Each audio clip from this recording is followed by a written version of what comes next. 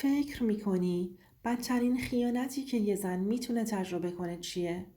دختری که برای رسیدن به آرزوهاش جنگید و وقتی وارد زندگی مشترک شد نه تنها از طرف شوهرش ضربه خورد بلکه از نزدیکترین آدمای خونه شوهرش هم خیانت دید. این داستان یه دختری روستاییه که از جهنم خیانت خودش رو به بهشت خوشبختی رسوند. مریم هستم. توی یه روستای کوچیک به دنیا آمدم. تازه خودم رو شناخته بودم که مادرم خواهر کوچیکترم رو به من سپرد و خودش به کاراش می رسید. به منم آشپزی و باغداری رو یاد داده بود. وقتی که 7 ساله شده بودم اجازه بیرون رفتن از خونه رو نداشتم. حتما باید برادر یا خواهر بزرگترم همراه هم می بودند. مامانم می گفت دختر نباید تنهایی از خونه بیرون بره. من یه خواهر و 3 برادر از خودم بزرگتر داشتم. کلاً 6 بچه بودیم. فاصله های سنیمون از هم کم بود. تو فاصله بین خونه ما تا خونه مادر بزرگم یه مدرسه بود که وقتی از اونجا با برادر یا خواهرم رد می شدم سر و صدای بچه های مدرسه رو می شنیدم. منم دلم می خواست مثل اونا مدرسه برم. اما پدر و مادرم اجازه نمی دادن.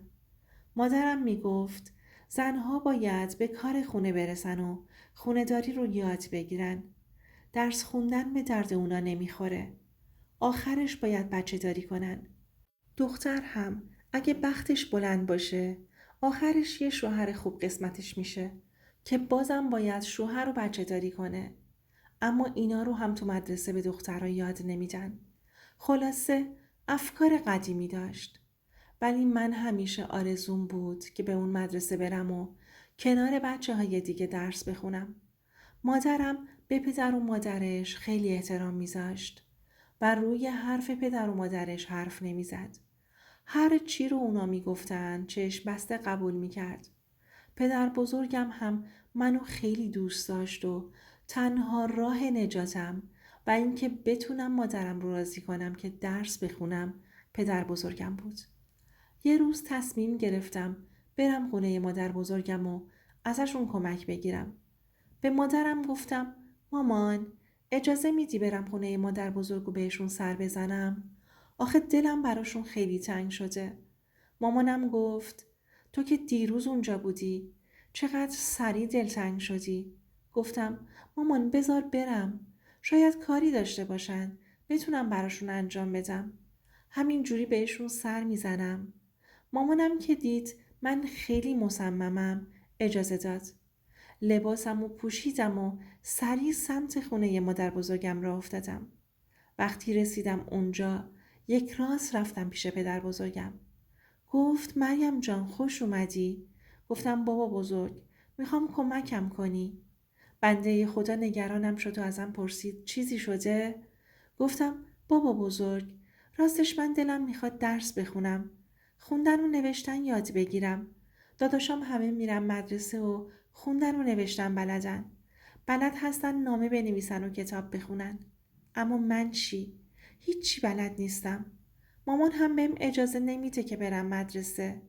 بابا بزرگ لطفاً کمکم کن.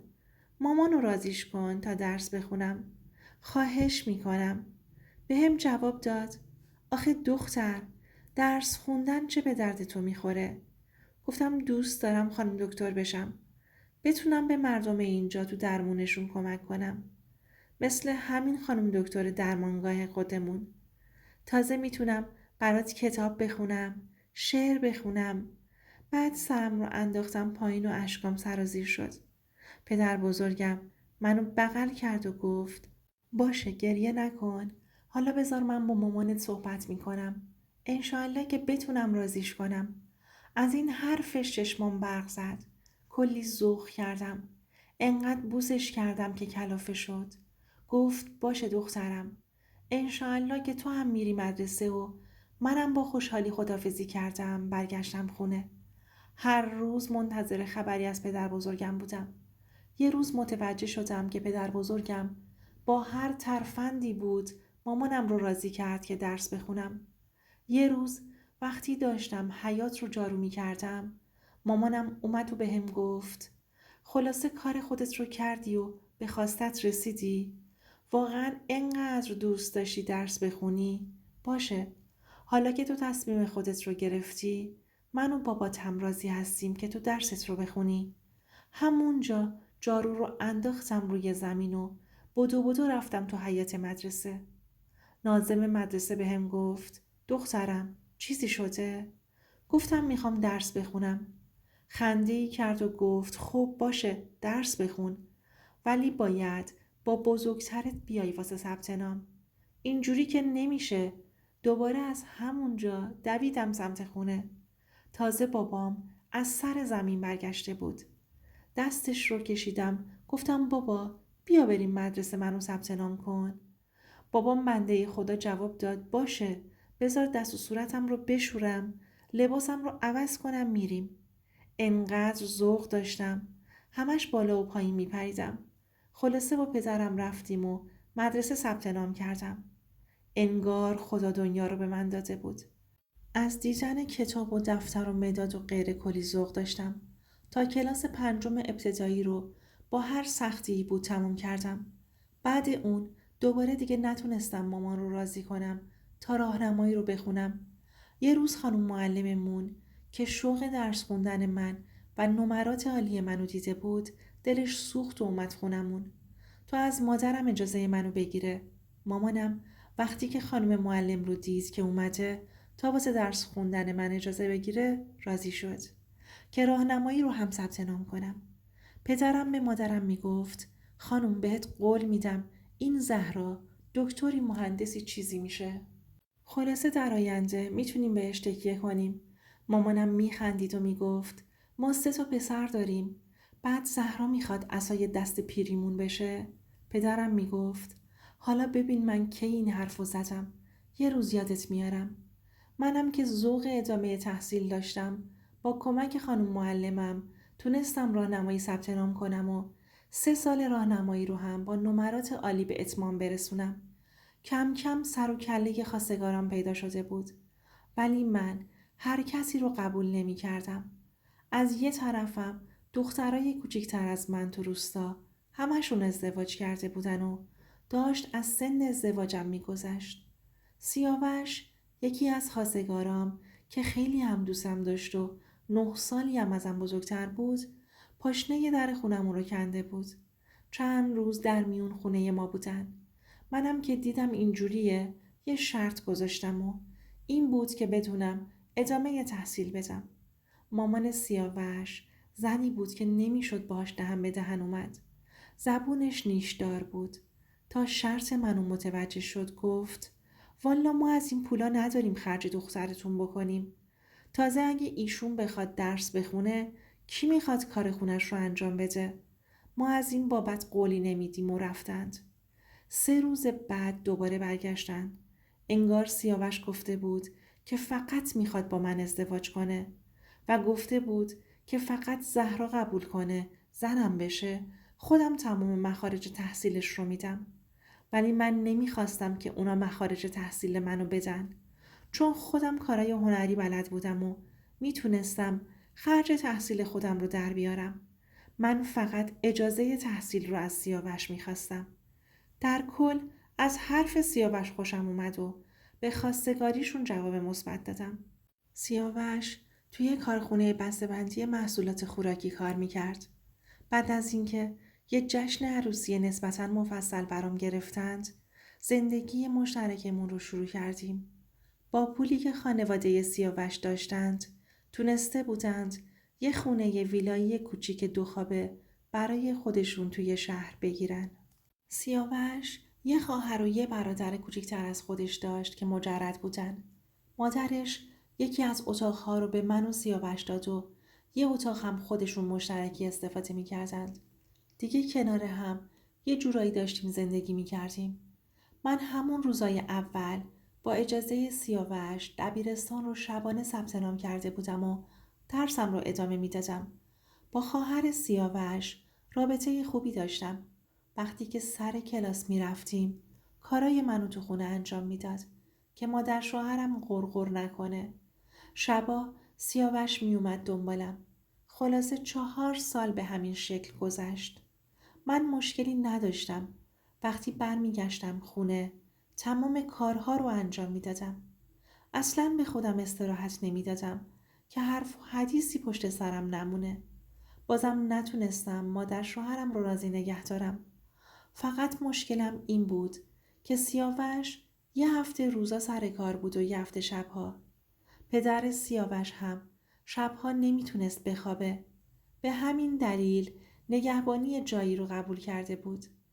شبهایی رو که سیاوش سر کار میرفت، داداشش سعید که از منم 3 سال کوچیکتر بود، از فرصت استفاده میکرد و به بهانه‌های مختلف میومد داخل اتاقمون و با شوخی‌های بی‌موردش به تمام نقاط حساس تنم دست میزد. اولش فکر میکردم که منظوری نداره. کم کم دیگه اونقدر تو اتاقم میموند که همونجا تو اتاق خوابش میبرد. منم دیگه چیزی نمیگفتم که ناراحت نشه و بره واسه مامانش شغلی منو بکنه. اما دیگه کم کم نیمه های شب احساس میکردم یکی میاد و تن منو لمس میکنه. تا از خواب بلند میشدم میپرید و میرفت سر جاش و خودش رو به خواب میزد که مثلا من خواب بودم. این شبها پشت هم تکرار میشد. یکی از همین شبها کار داشت به جای باریک میرسید. تصمیم گرفتم صبح روز بعد یک راست برم پیش مادر شوهرم. صبح شد و رفتم و سیر تا پیاز رو براش تعریف کردم. یه نگاه تعجب داری به من کرد و با لحن نیشدارش بهم گفت توهم زدی؟ اینا چیه که داری میگی؟ سعید فقط 15 سالشه. گفتم میدونم، ولی شبایی که سیاوش نیست سعید این کارو میکنه و منم تا الان به شوهرم چیزی نگفتم. الان دارم به شما میگم. در جواب گفت پس ببین تو چه حرکتی زدی که اون بچه رو تحریک کردی. کرم از خود درخته.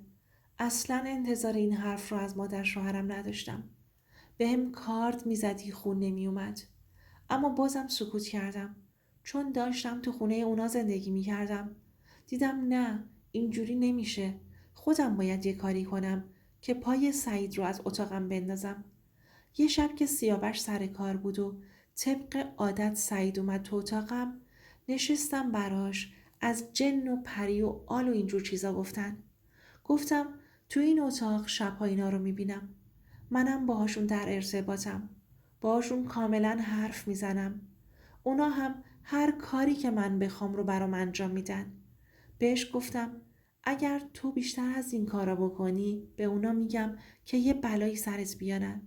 سعید بیچاره که حرفم رو باور کرده بود از اون شب به بعد دیگه پاشو تو اتاقمون نذاشت.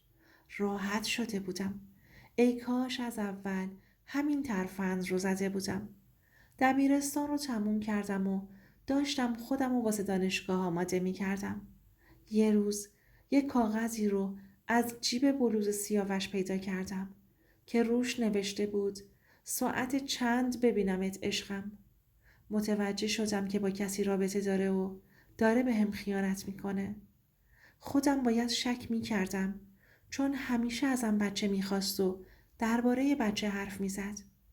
ولی این آخرا دیگه حرفی ازش نبود. حتی جای خوابش رو ازم جدا کرده بود. ولی من همه اینا رو از خستگیش تو کار میدونستم. چقدر ساده بودم. تا از سر کار اومد خونه قضیه رو بهش گفتم و ازش توضیح خواستم. سیاوش تا اون روز دستش روم بلند نشده بود.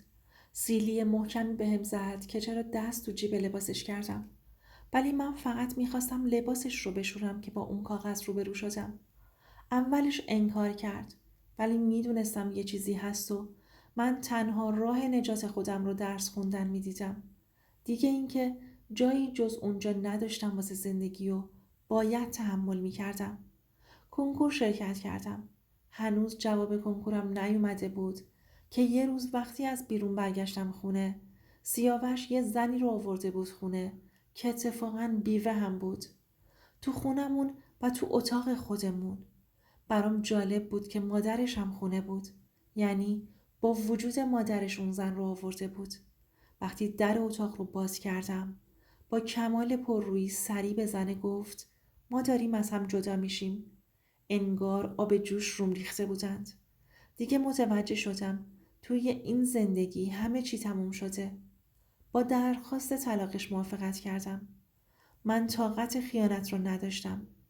همزمان با جدا شدنم تو کنکور قبول شدم. یکی از دوستام تو خونشون یه اتاق واسه اجاره داشتند. مجبورن اونجا ساکن شدم. من رشته مامایی قبول شده بودم. این رشته رو دوست داشتم و طوری شده بود که نمیتونستم اجاره اتاقم رو بدم. به هم خوابگاه هم نمیدادند چون ساکن همون شهر بودم. یکی از استادام که خانم خیلی مهربون و محترمی بود و از زندگی منم خبر داشت بهم گفت که طبقه پایین خونه‌شون یه سویت هست که بلا استفاده مونده. بهم پیشنهاد داد که اونجا زندگی کنم. منم چاره‌ای جز قبول کردن نداشتم. با هم رفتیم تا سویت رو ببینیم. 2 سویت روبروی هم بودن که یکیشون رو برادر استاد در اختیار داشت. ایشون همسرشون رو بر اثر صانعه تصادف از دست داده بودند. چند سالی اونجا زندگی کردم. ولی حتی یه حرکت زشت و ناپسند از برادر استاد ندیدم. فقط احترام بود و بس. استاد پدر و مادر مهربونی داشت. هر وقت که می اومدن خونه استاد به منم سر می زدن. چون می دونستن من خانوادم شهرستان هستند. هیچ مبلغی به عنوان کرایه ازم دریافت نمی کردند. بعدها فهمیدم که ثواب این کار رو برای روح خانواده برادر استاد که اسمش حمید بود می‌خواستند. وقتی لیسانسم رو گرفتم حمید ازم خواستگاری کرد. منم چیزی از آقایی و احترام ازشون ندیده بودم. قبول کردم. بعد از ازدواج به منزل حمید که جای دیگه بود رفتیم و اونجا ساکن شدیم و زندگی مشترکمون رو شروع کردیم. چند سال گذشت و من همچنان به تحصیلم ادامه میدادم. وحید هم تو درس‌ها و کارای خونه کمکم میکرد. تو این سالها خدا به همون یه پسر داده بود. منم دیگه دکترام رو گرفته بودم و داشتم مطب خودم رو راه اندازی میکردم. در هفته هم یه بار به روستامون میرفتم و تو همون درمانگاه به صورت رایگان به مردم روستا رسیدگی میکردم. سالها به سرعت ابر و باد گذشتن و من به آرزویی که داشتم یعنی همون دکترا رسیدم و فقط من بودم که بین خواهر و برادرم به پدر و مادرم رسیدگی می کردم. به قول پدرم تکیه‌گاهشون شده بودم و همچنین کمک خرجشون.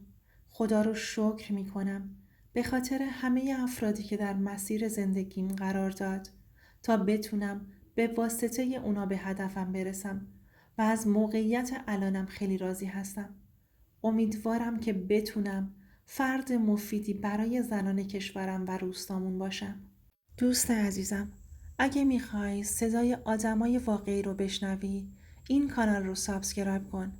چون اینجا صدای اوناییه که خیلی وقت بود صداشون خاموش بود. ولی حالا وقتشه که شنیده شن.